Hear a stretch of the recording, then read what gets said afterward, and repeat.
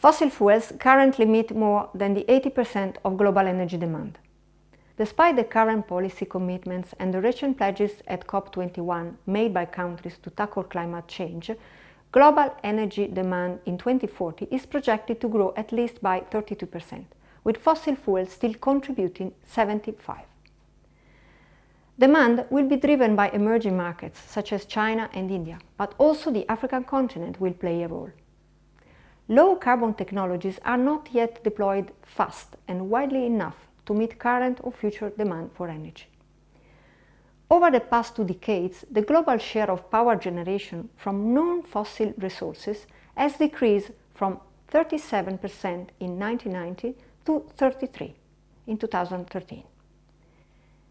In contrast, the share of coal-fired power generation has risen from 37% to 41%. The use of coal, gas and oil to fuel the power industry, buildings and transport sectors is due to rise. Fossil fuels, also collectively known as hydrocarbons, include oil, gas and coal. Fossil fuels are abundant in many regions of the world, and they are in sufficient quantities to meet expected increasing demands. We need to make a distinction between resources are those volumes that still are to be fully characterized, present technical difficulties, are costly to extract. Reserves are those volumes that are expected to be produced economically, using today's technology. A key role for the industry is to convert resources into reserves.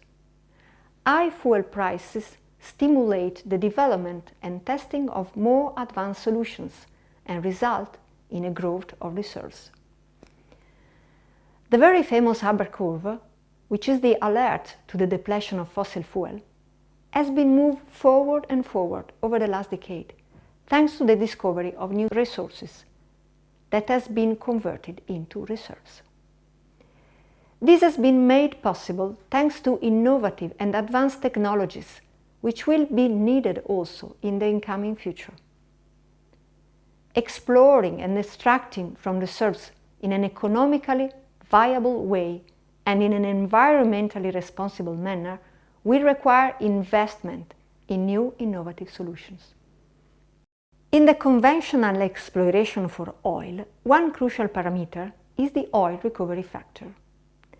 Enhanced oil recovery EOR techniques allow to increase the volume of oil which is extracted from the brown fields already in production, at the end of their expected life cycle.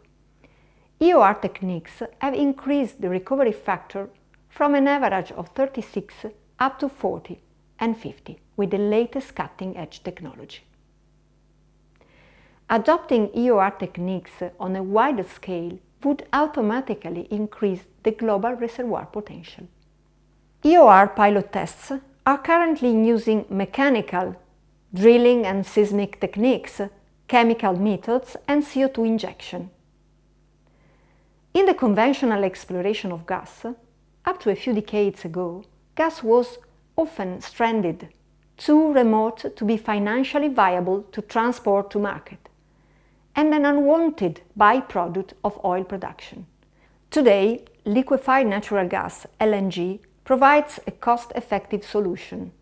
Liquefying, shipping it and using regasification close to the end user is a financially viable solution. Recent new technological developments are promoting offshore floating LNG, and the frontier for conventional hydrocarbons are now in ultra-deep water and in the Arctic.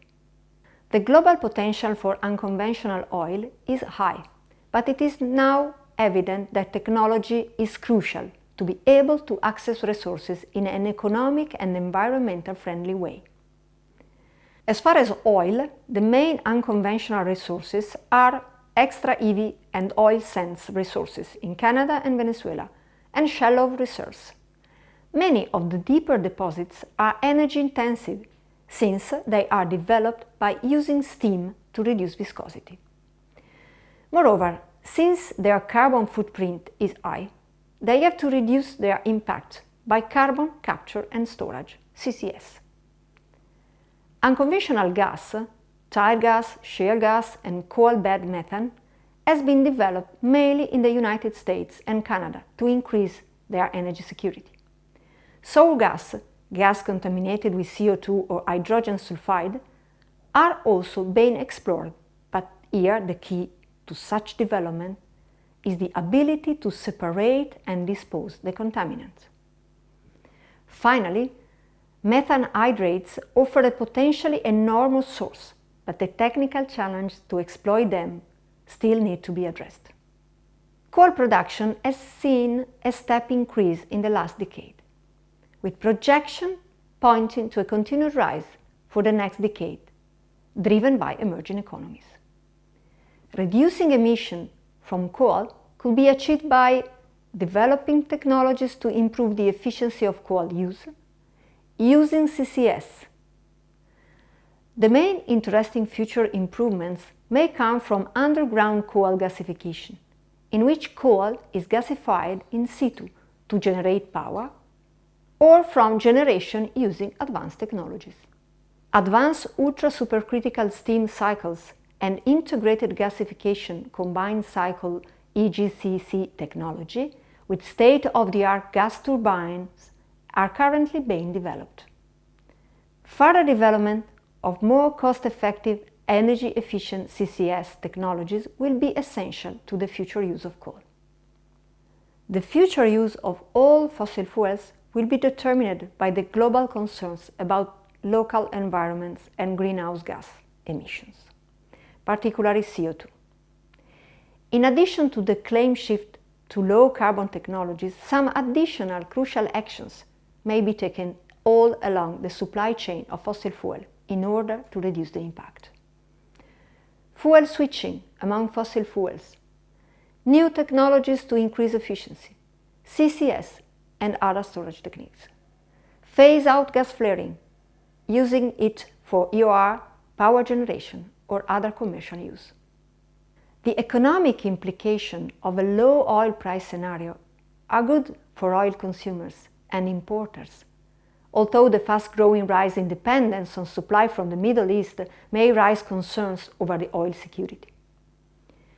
Oil producers and exporters will be negatively affected, since the volumes gains from higher output are more than offset by the effect of lower prices. In general, with the exception of biofuels, the deployment of renewables is largely unaffected, but CO2 emissions will increase and the deployment of efficient and low-carbon technologies will be slowed down. Fossil fuels dominate world primary energy supply and will do it at least for the next decades. Some recommendations may help to manage these resources. Carbon intensity of supply chains and subsequent use of oil, gas and coal must decrease. Improvements in equipment must be stimulated in the power and end-use sectors, increasing the fuel efficiency of vehicles, developing less carbon-intensive industrial processes, and improving the efficiency of power generation technologies. Best practice needs to be promoted, among which CCS is expected to play a crucial role. Policy action across all regions are so needed to support ongoing exploitation of fossil fuels while coping the environmental, economic and technical challenges of the sector.